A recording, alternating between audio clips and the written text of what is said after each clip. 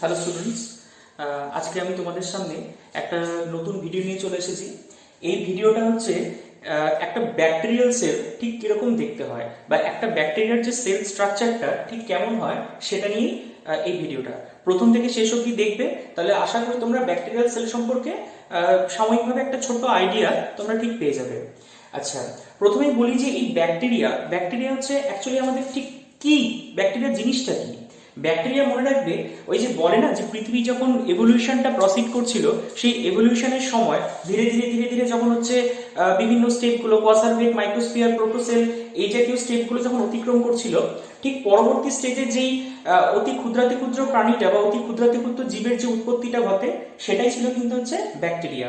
ঠিক আছে, ব্যাকটেরিয়াকে অ্যাকচুয়ালি আমরা মনেরা রাজ্যের মধ্যে ফেলে রাখি। বিজ্ঞানী হোয়াইট টেকার হচ্ছে সাধারণত আমরা জানি যে ক্লাসিফিকেশন সিস্টেমে তিনি হচ্ছে 5টা রাজ্যের কথা উল্লেখ করেছিলেন, তাই তো? সেই 5টা রাজ্য কি কি ছিল?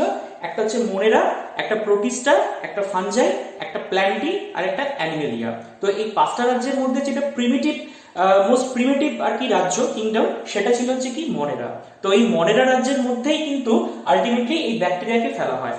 তো এই ব্যাকটেরিয়াকে অ্যাকচুয়ালি অনেকগুলো ভাগে ভাগ করা যেতে পারে, যেমন আমরা আর্কি ব্যাকটেরিয়া বলতে পারি, ইউ ব্যাকটেরিয়া বলতে পারি। তো আর্কি ব্যাকটেরিয়ার স্ট্রাকচার নিয়ে আমি এখন আলোচনা করব না। আর্কি ব্যাকটেরিয়ার সাথে এমনি নর্মাল যে ইউ ব্যাকটেরিয়া, তার সেল ওয়ালের কম্পোজিশনে যথেষ্ট পার্থক্য রয়েছে। আমি এখানে কিন্তু টিপিক্যাল একটা ইউ ব্যাকটেরিয়া, যেটা তুলনামূলকভাবে একটু আধুনিক, সেই ব্যাকটেরিয়ার যে কম্পোজিশন, সেই কম্পোজিশনটা নিয়ে আমরা কিন্তু এখানে দেখে নেব। ঠিক আছে, তাহলে ব্যাকটেরিয়া প্রাইমারিলি কি হলো? প্রাইমারিলি কিন্তু একটা তোমার মনেরা রাজ্যের অন্তর্গত একটা জীব। ঠিক আছে, তো এই যে ব্যাকটেরিয়া, এই ব্যাকটেরিয়ার হচ্ছে অ্যাকচুয়ালি সেলটা কি কি দ্বারা তৈরি সেটা দেখে নেওয়া যায়। আমরা জানি এমনি বেসিক্যালি সেল কিন্তু দুটো ইউনিট দ্বারা তৈরি হয়, দুটো জিনিস দ্বারা তৈরি হয়। প্রাইমারিলি যেটাকে বলা হচ্ছে সেল এনভেলপ বা কোষ আবরণ, আর সেকেন্ড যেটা সেটা হচ্ছে অবশ্যই প্রোটোপ্লাজম, তাই তো? ঠিক এখানেও তার ব্যতিক্রম নয়, অর্থাৎ এই ব্যাকটেরিয়ার মেইনলি হচ্ছে দুটো স্ট্রাকচার বা দুটো জিনিস দ্বারা তৈরি। একটাকে বলা হচ্ছে কি এনভেলপ সেল এনভেলপ, এবং আরেকটাকে কি বলা হবে আমাদের এই ক্ষেত্রে? প্রোটোপ্লাজম। বোঝা গেল? আচ্ছা, এই সেল এনভেলপ ব্যাকটেরিয়ার ক্ষেত্রে না আবার কি কি হয়? তিনটা হয়। একটা হচ্ছে গ্লাইকোক্যালিক্স লেয়ার, একটাকে বলা হচ্ছে তোমার কি সেল ওয়াল, এবং আরেকটাকে বলা হচ্ছে কি তোমার সেল মেমব্রেন। বোঝা গেল? একটাকে বলা হচ্ছে গ্লাইকোক্যালিক্স লেয়ার, একটাকে বলা হচ্ছে তোমার সেল ওয়াল, আরেকটাকে বলা হবে হচ্ছে তোমার সেল মেমব্রেন। মনে রাখবে গ্লাইকোক্যালিক্স লেয়ারটা কি? গ্লাইকোক্যালিক্স লেয়ার আগে বলছি। দেখো এখানে না আমি তিনটা কালার দিয়ে হাইলাইট করেছি। এই যে একদম ভেতরের দিকে যেটা রেড লাইকের যে স্ট্রাকচারটা, যে আউটার কভারিংটা, এটাকে আমরা বলে থাকবো হচ্ছে সেল মেমব্রেন। বা যেটাকে আমরা কোষ পর্দা বলে থাকবো। কোষ পর্দার ঠিক বাইরের দিকে যে অংশটা নীল রঙের স্ট্রাকচারটা আমি এঁকেছি, এই নীল রঙের স্ট্রাকচারটাকে বলা হচ্ছে কি তোমার সেল ওয়াল বলা হয়। আর তার বাইরের দিকে দেখা একটা গ্রিন কালারের স্ট্রাকচার আমরা দেখতে পাচ্ছি, যেটা অ্যাডিশনাল প্রোটেক্টিভ লেয়ার। সেই অ্যাডিশনাল প্রোটেক্টিভ লেয়ারটাকে কিন্তু গ্লাইকোক্যালিক্স লেয়ার বলা হয়ে থাকছে। মনে রাখবে এই গ্লাইকোক্যালিক্স লেয়ার যদি টাফ হয় তখন সেটাকে হচ্ছে আমরা বলে থাকবো ক্যাপসুল। আর গ্লাইকোক্যালিক্স লেয়ারটা যদি থিন হয় মাচ মোর স্লিপারি হয়, তখন সেটাকে আমরা বলে থাকবো হচ্ছে স্লাইম লেয়ার। ঠিক আছে, এই যে ক্যাপসুলটা, ব্যাকটেরিয়ার যে টাফ সারফেসটা অর্থাৎ যে ক্যাপসুলটা, সেই ক্যাপসুলটা মেইনলি তোমার তৈরি হচ্ছে পলিস্যাকারাইড এবং পলিপেপটাইড দিয়ে। পলিস্যাকারাইড এবং হচ্ছে পলিপেপটাইড, এই দুটো ইউনিট দিয়ে তোমার হচ্ছে ক্যাপসুল লেয়ারটা তৈরি হচ্ছে। আর যেখানে স্লাইম লেয়ারটা অনলি তৈরি হচ্ছে পলিস্যাকারাইড দিয়ে। ঠিক আছে, তাহলে এটা অনলি তৈরি হচ্ছে পলিস্যাকারাইড দিয়ে, আর এটা তৈরি হচ্ছে পলিস্যাকারাইড আর পলিপেপটাইড দিয়ে ক্যাপসুল লেয়ারটা তৈরি হচ্ছে। ঠিক আছে, আচ্ছা এরপরে হচ্ছে মানে সাধারণত দেখবে যে ক্যাপসুল লেয়ারটা মেইনলি করে যেগুলো যে ব্যাকটেরিয়াগুলো আমাদের পক্ষে উপকারী মানে অপকারী যেগুলো ব্যাকটেরিয়া, যেগুলো প্যাথোজেনিক ব্যাকটেরিয়া, সেই প্যাথোজেনিক ব্যাকটেরিয়ার প্যাথোজেনিসিটিটা মূলত এই ক্যাপসুল লেয়ার দ্বারা কোডেড হয়ে থাকে। ঠিক আছে, আচ্ছা, এরপরে আমরা যেটা আসবো, তাহলে এটা হচ্ছে তোমার আউটার মোস্ট লেয়ার, যেটা হচ্ছে গ্লাইকোক্যালিক্স লেয়ারটা, অর্থাৎ গ্লাইকোক্যালিক্স লেয়ারের মধ্যে একটা ক্যাপসুল আর একটা স্লাইম লেয়ার। এরপরে আমরা যে স্ট্রাকচারটাতে আসবো সেটা হচ্ছে গ্লাইকোক্যালিক্স এর পরবর্তী যে স্ট্রাকচারটা, and that is the cell wall. এই সেল ওয়ালটা কিন্তু ব্যাকটেরিয়ার ক্ষেত্রে ভীষণভাবে গুরুত্বপূর্ণ। কেন ভীষণভাবে গুরুত্বপূর্ণ? কারণ মনে রাখবে এই এই এটার জন্যই ওর গ্রাম পজিটিভ এবং গ্রাম নেগেটিভ অ্যাক্টিভিটি, যেটা অর্থাৎ বিভিন্ন রঞ্জকে রঞ্জিত হওয়ার যে এবিলিটি, সেই এবিলিটিটা কিন্তু এই সেল ওয়ালের মাধ্যমেই ক্রিয়েট হয়ে থাকে। ঠিক আছে, আমরা দেখে নেব একটা ব্যাকটেরিয়ার সেল ওয়াল কি হয়। দেখো, আমরা জানি সাধারণত উদ্ভিদের ক্ষেত্রেও কিন্তু সেল ওয়াল থাকে, আবার এদিক থেকে এখানে ব্যাকটেরিয়ার ক্ষেত্রেও কিন্তু সেল ওয়াল আছে। বাট এই যে উদ্ভিদের সেল ওয়াল যেটা দিয়ে তৈরি হয় আর ব্যাকটেরিয়ার সেল ওয়াল যেটা দিয়ে তৈরি হয়, দুটো কিন্তু ডিফারেন্ট। উদ্ভিদের সেল ওয়ালের যেটা মেন কনস্টিটিউয়েন্ট বা মেন যে ইউনিটটা, সেটাকে আমরা সেলুলোজ বলে থাকি, তাই তো? এছাড়া হেমিসেলুলোজ, লিগনিন, সুবেরিন ইত্যাদি বিভিন্ন উপাদানগুলো থাকে। আর যদি আমরা ব্যাকটেরিয়ার সেল ওয়াল যদি বলি, তাহলে কিন্তু সেটা স্ট্রিক্টলি একটা কমপ্লেক্স পলিস্যাকারাইড দিয়ে তৈরি হয়, যেটাকে বলা হচ্ছে পেপটাইডোগ্লাইকেন, আর আমরা সেটাকে বলতে পারি মিউরিন, পেপটাইডোগ্লাইকেন অর মিউরিন। আমি এখানে লিখছি যে সেল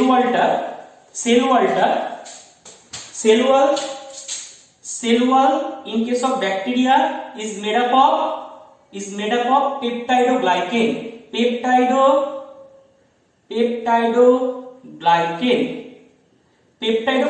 layer, और এটাকে আমরা বলে থাকি মিউরিন লেয়ার আমরা বলে থাকি, পেপটাইডোগ্লাইকেন অর মিউরিন।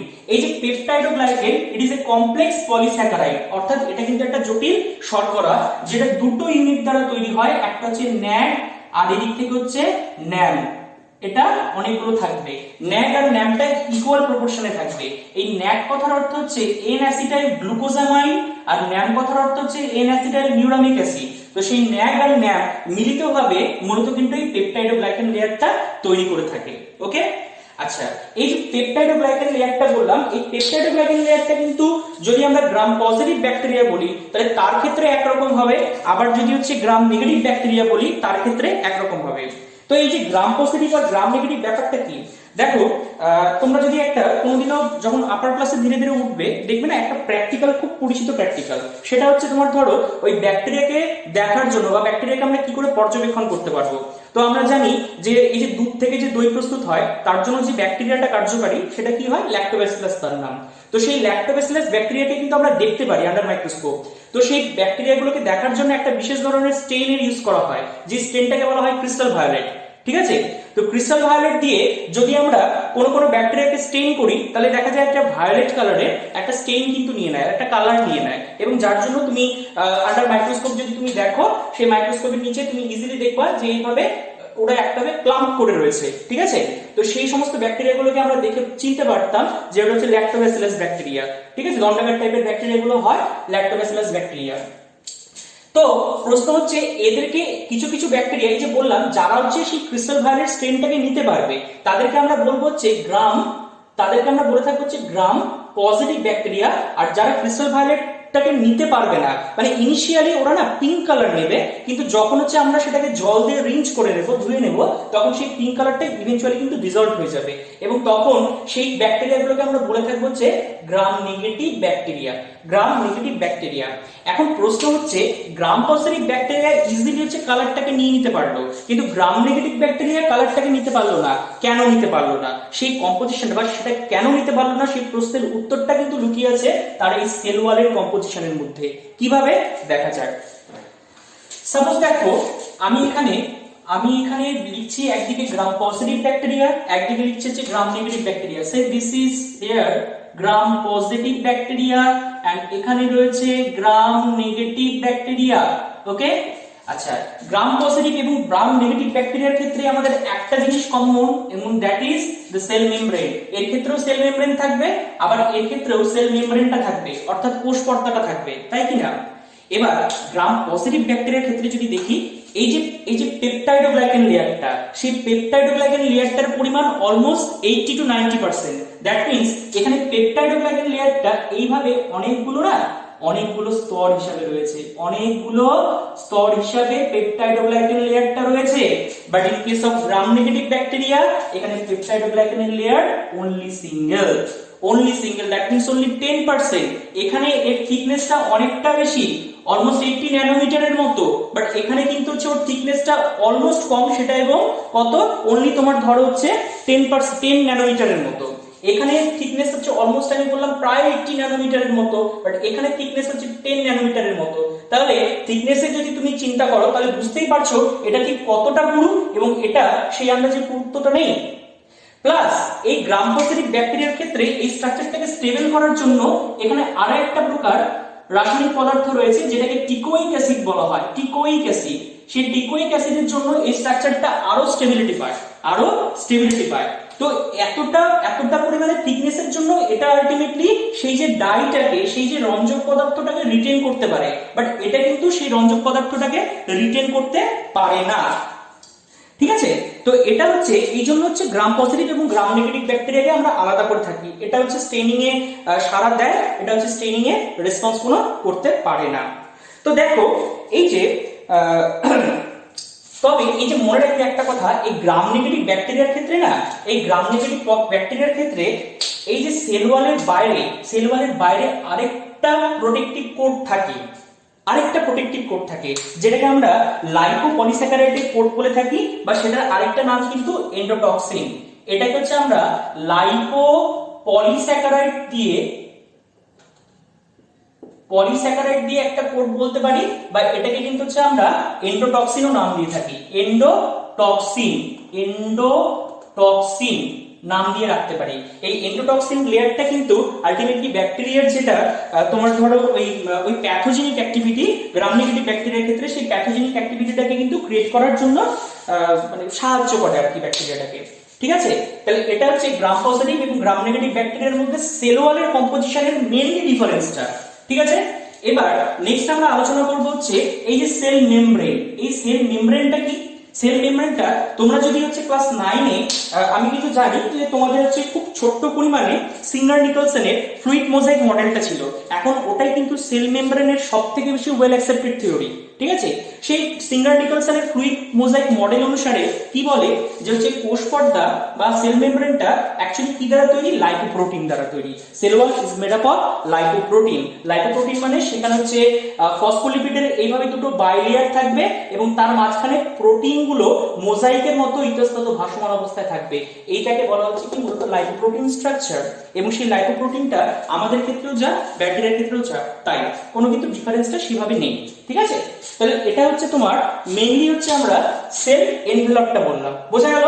তাহলে সেল এনভেলপের মধ্যে আমাদের কি কি পড়লো? একটা হচ্ছে গ্লাইকোক্যালিক্স লেয়ার, একটা হচ্ছে সেল ওয়াল, আর একটা হচ্ছে সেল মেমব্রেন। তাহলে আমরা এই জিনিসগুলোকে মোটামুটি ভাবে আশা করি বুঝতে পারলাম। ঠিক আছে, আচ্ছা এবার দেখো একটা কথা বলি, ধরো যে এই যে আমরা অ্যান্টিবায়োটিক গুলো খাই, ধরো আমাদের শরীরে বিভিন্ন ধরনের কখনো কখনো জ্বর হয়। ঠিক আছে, জ্বর হয় এবং আরো নানা কারণে আমাদের ব্যাকটেরিয়াল ইনফেকশন গুলো হয়। সেই ব্যাকটেরিয়াল ইনফেকশন গুলোকে যদি হচ্ছে আমাদেরকে ধ্বংস করে দিতে হয়, যে সেই ব্যাকটেরিয়া গুলোকে যদি আমাদেরকে ডিমিনিশ করে দিতে হয়, তাহলে আমরা বেসিক্যালি কি করি না, আমরা অ্যান্টিবায়োটিক খাই। ঠিক আছে, তো এই অ্যান্টিবায়োটিকের কাজটা কি? অ্যান্টিবায়োটিক অ্যাকচুয়ালি কি করে? অ্যান্টিবায়োটিক এই ব্যাকটেরিয়ার যে সেল ওয়ালটাকে না, সেই সেল ওয়ালটাকে ডিসলভ করে দেয়। ব্যাকটেরিয়ার সেল ওয়ালটাকে যদি ডিসলভ করে দেয়, তাহলে অনেকটা কিন্তু ওর প্যাথোজেনিক অ্যাক্টিভিটিটা ডিগ্রেড করে চলে যাবে, ফলে সেই ব্যাকটেরিয়ার কিন্তু আর হার্মফুলনেসটা সেভাবে থাকবে না। ওকে, তাহলে ব্যাকটেরিয়ার সেল ওয়ালটাকে ডিসলভ করার মাধ্যমে সাধারণত অ্যান্টিবায়োটিক কিন্তু কাজ করে। যেমন ধরো তোমরা পেনিসিলিন একটা ওয়েল অ্যান্টিবায়োটিক, আবার এদিক থেকে হচ্ছে আমাদের নিজের শরীরের মধ্যেই একটা অ্যান্টিবায়োটিক প্রেজেন্ট রয়েছে, যেটা আমাদের লাভাতে রয়েছে, আমাদের অস্ত্রতে রয়েছে। ঠিক আছে, এবং যেটাকে আমরা লাইসোজাইম নাম করে থাকি। ঠিক আছে, তো সেটা সেই এনজাইমটাও অ্যাকচুয়ালি অ্যান্টিবায়োটিকের মতোই কাজ করে, কারণ সেটাও কিন্তু হচ্ছে ব্যাকটেরিয়াগুলোকে ডিগ্রেড করার জন্য, চোখের যে ব্যাকটেরিয়া, যে অপকারী ব্যাকটেরিয়া, সেগুলোকে ডিগ্রেড করার জন্য কিন্তু যথেষ্ট পরিমাণে সাহায্য করে। ওকে, আচ্ছা নেক্সট আমরা চলে আসি, ধরো এই যে ব্যাকটেরিয়ার সেল ওয়ালটা যদি পুরোপুরিভাবে ডিসলভ হয়ে যায়, তাহলে বাকি যে স্ট্রাকচারটা পড়ে থাকে সেই স্ট্রাকচারটাকে কিন্তু বলা হয় প্রোটোপ্লাস্ট। ব্যাকটেরিয়ার সেল ওয়ালটা যদি পুরোপুরিভাবে অ্যান্টিবায়োটিক দ্বারা ডিসলভ হয়ে যায়, তাহলে যে রিমেইনিং স্ট্রাকচার, সেই রিমেইনিং স্ট্রাকচারটাকে কিন্তু বলা হয় কি? রিমেইনিং স্ট্রাকচারটাকে বলা হয় প্রোটোপ্লাস্ট। আর যদি ব্যাকটেরিয়ার সেল ওয়ালটা যদি পার্শিয়ালি ডিসলভ হয়ে যায়, তাহলে সেই পার্শিয়ালি ডিসলভ কন্ডিশনে সেল ওয়াল এবং তার বাকি কম্পোনেন্ট দে আর টুগেদারলি নোন অ্যাজ স্পেরোব্লাস্ট। ওকে, এই জিনিসটা কিন্তু তোমাদের নিটের পয়েন্ট অফ ভিউ থেকে বিশেষ পরিমাণে গুরুত্বপূর্ণ, প্রোটোপ্লাস্ট আর স্পেরোপ্লাস্ট। ওকে, একটু দেখে নেবে এটা। আচ্ছা, তো দেখো এই যে সেল এনভেলপের পরে পরবর্তী যে লিভিং পার্টটা থাকলো, সেই লিভিং পার্টটা কি, এই যে ভেতরের এই পার্টটা, এই পার্টটাকে আমরা কি বলে থাকি, সাইটোপ্লাজম, তাই তো, সাইটোপ্লাজম। তুমি দেখো তোমরা যখন হচ্ছে একটা ইউক্যারিওটিক সেল নিয়ে তুমি যখন পড়েছিলে, তখন সেই ইউক্যারিওটিক সেলের মধ্যে তুমি ভেতরে এখানে যেমন নিউক্লিয়াসটাকে খুব সুসংগঠিতভাবে দেখেছিলে, এবং তার ভেতরে হচ্ছে নানা ধরনের পর্দা ঘেরা যেটা সেল অর্গানেলস গুলো, মেমব্রেন বাউন্ড যে সেল অর্গানেলস, সেই অর্গানেলস গুলো কিন্তু প্রেজেন্ট ছিল। But here nothing is there. Instead one cell organelle is present, and that is known as ribosome. ঠিক আছে?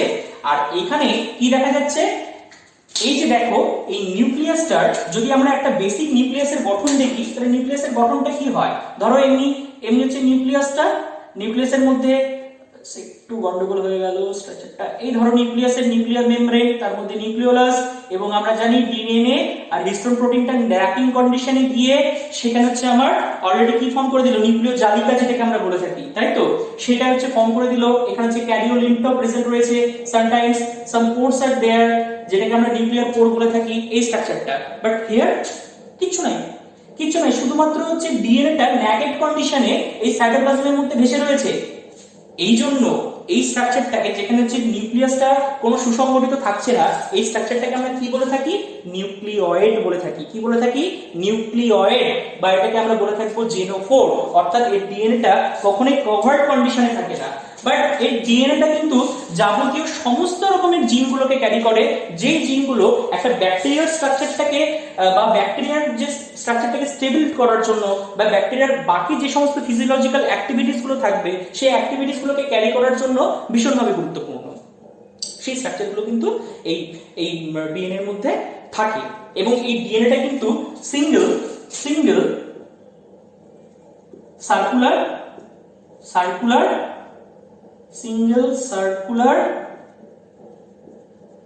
ডিএনএ। আন্ডারস্টুড? এই ডিএনএটা হচ্ছে সিঙ্গেল সার্কুলার ডিএনএ। ওকে, আচ্ছা, এবার দেখো এই ব্যাকটেরিয়ার মধ্যে না, আবার দেখো আমি একটা এখানে গোল করে একটা স্ট্রাকচার আঁকিয়েছি। এই গোল করে স্ট্রাকচারটা কি, এটাও কিন্তু একটা ব্যাকটেরিয়া, এই ব্যাকটেরিয়ার ডিএনএ কিন্তু। এবং এই যে ডিএনএ, এই ডিএনএ থেকে এই ডিএনএ এর কম্পোজিশনটা কিন্তু, বা এই ডিএনএ যে তোমার তুলনামূলকভাবে ফিচারস গুলো টোটাল আলাদা। ঠিক আছে? এই স্ট্রাকচারটাকে এক্সট্রা ব্যাকটেরিয়াল ডিএনএ আমরা বলে থাকি। সেই এক্সট্রা ব্যাকটেরিয়াল ডিএনএ একটা স্পেশাল নাম রয়েছে, যে নামটাকে আমরা কিন্তু বলে থাকি প্লাজমিড বলে থাকি। এই প্লাজমিডের মধ্যে স্পেশাল কিছু জিনস থাকে, যে জিনসটা কিন্তু অ্যান্টিবায়োটিক রেজিস্ট্যান্ট রূপে কাজ করে। অর্থাৎ তুমি অ্যান্টিবায়োটিক সেবন করছো, অথচ দেখা যাচ্ছে যে ব্যাকটেরিয়া কোনো রকম ভাবে মরছে না। কেন? কারণ এই প্লাজমিডের তখন এমন কিছু জিন থাকে, যে জিনগুলো ওই অ্যান্টিবায়োটিকের যে হচ্ছে ওভারঅল পাওয়ারটাকে ড্যামেজ করে দেয়। ওকে, তাহলে এটা হচ্ছে প্লাজমিডের সেই স্পেশাল ফিচারসটা। যদিও এখন বর্তমানে এর যেহেতু কিছু ফার্টিলিটি ফ্যাক্টরও লক্ষ্য করা যায়, তাই জন্য ট্রান্সজেনিক জীব সৃষ্টি করার ক্ষেত্রে এই প্লাজমিডটা কিন্তু ভেক্টর হিসেবে কাজ করছে এখন বর্তমানে। এই প্লাজমিডের গুরুত্ব ট্রান্সজেনিক জীব সৃষ্টির ক্ষেত্রে ভীষণ গুরুত্বপূর্ণ। ঠিক আছে? আচ্ছা, তো এটা গেল হচ্ছে তোমার মেইনলি যে আমরা ডিএনএ স্ট্রাকচার নিয়ে আমরা আলোচনা করলাম। নেক্সট আমরা যেটা আলোচনা করব, দেখো এই যে সাইটোপ্লাজমের মধ্যে আমি কি বললাম, আমার এখানে যে লাল লাল যে ডটেড লাইক স্ট্রাকচার গুলো আমি আঁকিয়েছি একটু বড় বড় রকমের, সেই স্ট্রাকচার গুলোকে আমার কি বললাম, আমি সেগুলোকে নাম দিয়েছি রাইবোসোম। আমি নাম দিইনি, মানে যে অবজার্ভ করেছে তিনি নাম দিয়েছেন রাইবোসোম। কারণ এই রাইবোসোমটা কিন্তু থাকতেই হবে। রাইবোসোমটা কেন থাকতে হবে? কারণ আমরা জানি যে রাইবোসোম কিন্তু মূলত ট্রান্সলেশন পদ্ধতিতে কি করে না, প্রোটিন সিনথেসিস করতে সাহায্য করে, তাই তো? তাহলে প্রোটিন যদি তৈরি না হয় তাহলে তো কিছুই না। আমি একটা কথা সবসময় বলে থাকি, আমাদের মাথার চুল থেকে শুরু করে পায়ের নখ পর্যন্ত each and everywhere there lies the protein. আমাদের যদি প্রোটিন না থাকে তাহলে কিছুই হবে না। জিনের এক্সপ্রেশনের জন্য আলটিমেটলি প্রোটিন তৈরি হয়, ঠিক আছে? সেই প্রোটিনগুলো আমাদের কিছু ক্যারেক্টারিস্টিক্স এর জন্য দায়ী হয়ে থাকে। তাহলে if there is no protein there is nothing. ঠিক আছে? তাহলে এখানে হচ্ছে ঠিক তাই, তোমার এই রাইবোসোমগুলোর প্রেজেন্টটা কিন্তু ভীষণ গুরুত্বপূর্ণ। আর as it is a prokaryotic cell, so the ribosome is of 70S type. এই রাইবোসোমের পরিমাণটা কি 70S টাইপের, তাই তো? 70S টাইপের রাইবোসোমটা আমি বলে থাকি, আমি না মানে এটাই নিয়ম যে 70S রাইবোসোমের 50S আর 30S এই দুটো সাব ইউনিট কিন্তু থাকে। 50s আর 30s এই দুটো সাব ইউনিট কিন্তু মূলত রাইবোজোমের ক্ষেত্রে থাকে, তাই তো? আচ্ছা, এখানে এস কথাটার অর্থ কি? এস কথাটার অর্থ হচ্ছে সেডিমেন্টেশন কোএফিসিয়েন্ট, বা এটাকে বলা হচ্ছে কিন্তু ভেডবার্গ ইউনিট। ভেডবার্গ কি বলা হচ্ছে? S V E D B E R G, Svedberg unit বলা হচ্ছে। ঠিক আছে তো? এখন প্রশ্ন আসে, এই 50s আর 30s কে কিন্তু যুক্ত করলে কখনো 70s আমরা পাই না, বাট কেন এখানে 70s হচ্ছে? খুব একটা সিম্পল এক্সাম্পল চিন্তা করো। সাপোজ ধরো এটা একটা পেন, ঠিক আছে? পেন, এটা হচ্ছে একটা মুটকি, ঠিক আছে? এবার ধরো এই পেনটার যদি হচ্ছে আমি এমনি স্কেলের সাহায্যে যদি মাপ নিই, একটা মাপ আসবে। সাপোজ ধরো হচ্ছে তোমার, আমি কথার কথা বলছি, এই মাপটা ধরো হচ্ছে তোমার 8 সেন্টিমিটার। আবার ধরো এই মুটকিটার যখন আমি মাপ নিব তখন সেটা হচ্ছে 3 সেন্টিমিটার। ঠিক আছে? এবার এই স্কেল আর মুটকি এই দুটো 11, এই 8 আর এদিক থেকে 3 যদি আমি যোগ করি তাহলে আমার কত দাঁড়াচ্ছে? 11 সেন্টিমিটার, তাই তো? কিন্তু ইন জেনারেল যখন হচ্ছে আমি এই মুটকিটা যখন এই পেনটার মধ্যে ঢুকিয়ে দেব তখন কি সেটা কি আর 11 সেন্টিমিটার থাকলো না। ঠিক এক্স্যাক্টলি এই কেসটাই এখানে হ্যাপেন্ড হয়, মানে এই কেসটাই কিন্তু এখানে ঘটে। তার মানে ধরো এটা যদি লার্জার সাব ইউনিট হয়, এই লার্জার সাব ইউনিটের মধ্যে এই যে স্মলার সাব ইউনিটটা এইভাবে হচ্ছে যুক্ত হয়ে যায়, যার জন্য কিছুটা পরিমাণে যে অংশটা, সেই অংশটা কিন্তু আমরা কাউন্ট করতে পারি না। ঠিক আছে? বাট অ্যাকচুয়ালি এরা কিন্তু 50s আর 30s এই দুটো সাব ইউনিট দিয়ে তৈরি হয়ে থাকে। কেমন?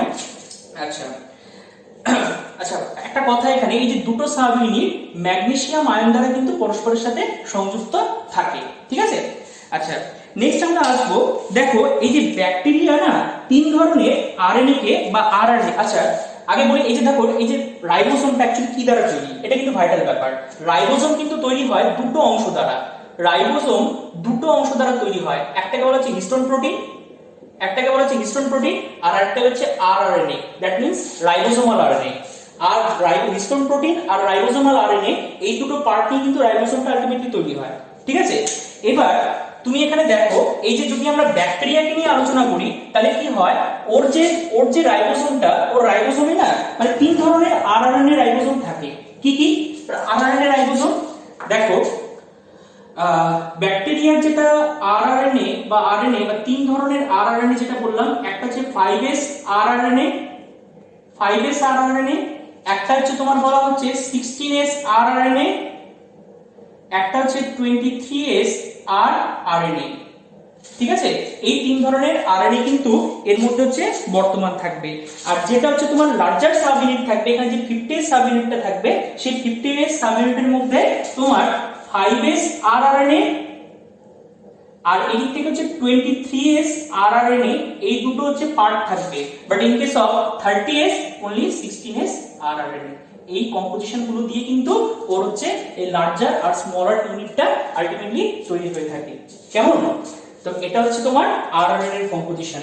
আবার হচ্ছে এমআরএনএ এর সঙ্গে যখন বহু রাইবোসোম গুলো যখন শৃঙ্খলাকারে যুক্ত হবে, এমআরএনএ এর সঙ্গে বহু রাইবোসোম গুলো যখন শৃঙ্খলাকারে যুক্ত হবে, তখন এটা আলটিমেটলি পলিরাইবোসোম বা পলিজোম এই স্ট্রাকচারটাকে কিন্তু এখানে গঠন করবে। ঠিক আছে? এটাও এখানে হচ্ছে সাধারণভাবে দেখতে পাওয়া যায়।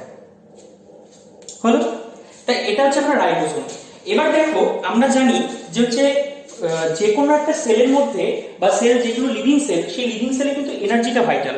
তোমাকে এটিপি সিনথেসিস করতে হবে। তুমি যদি এটিপি না পাও তাহলে কিন্তু আমাদের শরীরের যে সমস্ত ফিজিওলজিক্যাল অ্যাক্টিভিটিস গুলো, সেগুলো কোথা থেকে হবে না?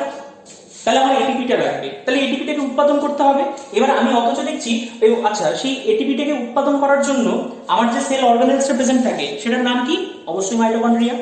এবার প্রশ্ন হচ্ছে, আমার এই ব্যাকটেরিয়ার মধ্যে আমি অলরেডি বললাম যে এখানে কোনো মেমব্রেন বাউন্ড অর্গানেলস থাকে না, তার মানে এখানে মাইটোকন্ড্রিয়া নেই। তাহলে শক্তি উৎপাদনটা কে করবে? শক্তি উৎপাদন যে ভদ্রলোক করবে তার নাম হচ্ছে এই যে বিখ্যাত স্ট্রাকচারগুলো, এই বিখ্যাত স্ট্রাকচারগুলোর নাম কি? এই বিখ্যাত স্ট্রাকচারগুলোর নাম হচ্ছে মেসোজোম। এই স্ট্রাকচারগুলোর নাম হচ্ছে কি? এই স্ট্রাকচারগুলোর নাম হচ্ছে মেসোজোম। মেসোজোম কাকে বলে? ব্যাকটেরিয়ার না যে এই যে সেল মেমব্রেনটা থাকে, সেই সেল মেমব্রেনটা ইনার সাইড অর্থাৎ সাইটোপ্লাজমের দিকে ভাঁজ খেয়ে যে সংগঠনটা তৈরি করে, সেই সংগঠনটাকে আমরা বলে থাকি হচ্ছে মেসোজোম। তাহলে এটা হচ্ছে এখানে মেসোজোমের স্ট্রাকচার, এখানে হচ্ছে মেসোজোমের স্ট্রাকচার। এরা কি করে? অ্যাকচুয়ালি মেমব্রেনের সারফেস এরিয়াটাকে বাড়িয়ে দেয়, আর এখানে না ইটিএস কে তোমরা পড়েছো, আমার মনে হয় সমাজ শোষণ তোমরা সকলেই পড়েছো। যেটা হচ্ছে অ্যারোবিক রেসপিরেশন, তার ধরো যে গ্লাইকোলাইসিস, ক্রেবস সাইকেল আর ইটিএস, এই তিনটার মাধ্যমে যেটা সম্পন্ন হয়। তো এই ইটিএস কে রান করার জন্য যে সমস্ত এনজাইমস গুলো, সেই এনজাইমস গুলো কিন্তু হচ্ছে এই মেসোসোমস এর মধ্যে সাফিসিয়েন্ট পরিমাণে প্রেজেন্ট থাকে। দ্যাটস ওয়াই এটা কিন্তু ইজিলি এটিপি কে তৈরি করতে পারবে, এবং যে এটিপিটা এই ব্যাকটেরিয়ার যাবতীয় সমস্ত রকমের যে কাজগুলো উৎপাদন করার জন্য ওকে প্রয়োজনীয় শক্তি দেবে। আমরা জানি এটিপি যদি ডিগ্রেড হয়ে যায় তাহলে এটিপি ডিগ্রেড করে এডিপি প্লাস পিআই উৎপন্ন করে, এবং আমরা আলটিমেটলি বলি যে একটা এটিপি এক্সপেন্ডিচার হলো আর কি। ঠিক আছে, তাই এইভাবে কিন্তু হচ্ছে মেসোজোম ব্যাকটেরিয়ার ক্ষেত্রে মূলত সেইখানে যে হচ্ছে এনার্জি ফরমেশনের যে ব্যাপারটা, সেই এনার্জি ফরমেশনের ব্যাপারটা কিন্তু প্লে করে। ঠিক আছে, তাহলে এটা হচ্ছে আমার বেসিক স্ট্রাকচারগুলো কিন্তু চলে গেল একটা হচ্ছে ব্যাকটেরিয়ার সেল সম্পর্কে। এবার আমরা দুটো স্ট্রাকচার ইউনিক ফিচারস আমরা দেখতে পাচ্ছি। দেখো এখানে একটা লেজের মতো অংশ আমরা দেখতে পাচ্ছি, যেটাকে আমরা বলে থাকি হচ্ছে ফ্লাজেলা বলে থাকি। আর এখানে না আরেকটা দেখতে পাচ্ছি কিরকম যেন সর্পিলাকার কিছু কিছু হচ্ছে স্ট্রাকচার লক্ষ্য করে থাকছি। এই স্ট্রাকচারগুলোকে আমরা কি বলে থাকি? এগুলোকে আমরা বলে থাকি হচ্ছে পিলাই বলে থাকি। ঠিক আছে, আচ্ছা পিলাই বলে থাকি। তো দেখো এখানে কিছু কিছু স্ট্রাকচার আমি দেখিয়েছি, দুটো স্ট্রাকচার আমি দেখিয়েছি। একটা স্ট্রাকচার দেখো আমার হচ্ছে এখানে হচ্ছে এরকম লম্বা লম্বা টাইপের, আর কিছু কিছু স্ট্রাকচার গুলো আমি এখানে আঁকিছি কি দেখো হচ্ছে স্মলার টাইপের। ঠিক আছে, যেগুলো স্মলার টাইপের স্ট্রাকচার গুলো, এগুলো কি করে? এগুলো হচ্ছে কোনো একটা সারফেসের সঙ্গে ব্যাকটেরিয়াকে অ্যাটাচমেন্ট করে বা ব্যাকটেরিয়াকে যুক্ত করে। তো এই যে স্ট্রাকচারগুলোকে আমরা বলে থাকি হচ্ছে ফিমব্রি বলে থাকি। ঠিক আছে, ফিমব্রি বলে থাকি। এর সাহায্যে কিন্তু ব্যাকটেরিয়া গুলো পার্শ্ববর্তী কোনো ব্যাকটেরিয়ার সাথে হোক বা কোনো সারফেসের সঙ্গে অ্যাটাচ থাকতে পারে। ঠিক আছে, আর এখানে যেটা হচ্ছে দেখতে পাচ্ছ যে লম্বা লম্বা যে ফ্যাক্টর গুলো, এগুলোকে বলা হচ্ছে সেক্স পিলাই, বা এটাকে কিন্তু হচ্ছে পিলি, বা এটাকে এফ ফ্যাক্টরও বলা যেতে পারে। কি বলা যেতে পারে? এফ ফ্যাক্টরও বলা যেতে পারে। এর মাধ্যমে কি হয় জানো তো, কখনো কখনো দুটো ব্যাকটেরিয়ার মধ্যে একটা টিউবের মতো স্ট্রাকচার ফর্ম করে, এবং তার মাধ্যমে কি হয় যে দুটো সেলের মধ্যে অ্যাকচুয়ালি জেনেটিক ম্যাটেরিয়াল, দুটো ব্যাকটেরিয়ার মধ্যে জেনেটিক ম্যাটেরিয়ালের কিন্তু ইন্টারচেঞ্জ ঘটে থাকে। কেমন? তো সেই স্ট্রাকচারটা বা সেই ঘটনাটা কিন্তু আলটিমেটলি এই ব্যাকটেরিয়ার ক্ষেত্রে লক্ষ্য করা যাচ্ছে। বা এই যেগুলো হচ্ছে তোমার এই সেক্স পিলির মাধ্যমে সেই ঘটনাটা কিন্তু ঘটে থাকে। কেমন? আচ্ছা, আরেকটা স্ট্রাকচার হয় যে স্ট্রাকচারটাকে আমি এই যে এখানে দেখিয়েছি, যেটাকে আমি অলরেডি বললাম কি এটাকে ফ্লাজেলা বলা হয়, যেটা ফ্লাজেলিন প্রোটিন দ্বারা তৈরি, তাই তো? আচ্ছা দেখো এই ফ্লাজেলাটা অ্যাকচুয়ালি কি হয়? ফ্লাজেলা এই যে তোমার ধরো হচ্ছে এটা যদি সেল মেমব্রেন থাকে, এটা সেল ওয়াল, তার ঠিক মাঝখান বরাবর থেকে এটা শুরু হয়, একদম শেষ পর্যন্ত চলে আসে। এর তিনটা স্ট্রাকচার থাকে। ভালো করে যদি আমরা নোটিস করি, এখানে না কিছু কিছু রিং লাইক স্ট্রাকচার থাকে। রিং লাইক স্ট্রাকচারের উপরে হচ্ছে কিছু কিছু হুকের মতো স্ট্রাকচার লক্ষ্য করা যায়, এবং সেখান থেকে একটা এইভাবে সর্পিলাকার স্ট্রাকচার তোমার হচ্ছে নেমে আসে, যেটাকে ফিলামেন্ট বলা হয়। তাহলে এখানে হচ্ছে তোমার এই রিং স্ট্রাকচার, তারপরে এখান থেকে হচ্ছে তোমার সেই হুক, আর এদিক থেকে সেই হচ্ছে ফিলামেন্ট। এই স্ট্রাকচার, এই তিনটা দিয়ে কিন্তু মূলত এই ফ্লাজেলাটা অ্যাকচুয়ালি গড়ে ওঠে। আর এই আলটিমেটলি যে হুকের মতো যে স্ট্রাকচারটা থাকে, ওটা কিন্তু হচ্ছে কি করে, ওটার মাধ্যমে হচ্ছে ব্যাকটেরিয়া কিন্তু সুইমিং করতে পারে। ঠিক আছে, আর এই ফ্লাজেলাকে যদি হচ্ছে অ্যাকচুয়ালি আমরা ডিগ্রেড করি, যদি করি অ্যাকচুয়ালি কেটে দিই, তাহলে কেটে দিলে দেখতে পাবো ওটা হচ্ছে তোমার মাইক্রোটিউবিউল দিয়ে তৈরি হয়। মাইক্রোটিউবিউলস বা মাইক্রোফিলামেন্টস যেগুলো বলে থাকি আমরা, সেই জিনিসগুলো দিয়ে আলটিমেটলি কিন্তু ফ্লাজেলাটা তৈরি হয়ে থাকে। এবং তার মধ্যে এই যে মাইক্রোটিউবিউলের যে অ্যারেঞ্জমেন্টটা থাকে, সেই অ্যারেঞ্জমেন্টটা হচ্ছে হয় তোমার 9+0 অ্যারেঞ্জমেন্ট, 9+0 অ্যারেঞ্জমেন্ট।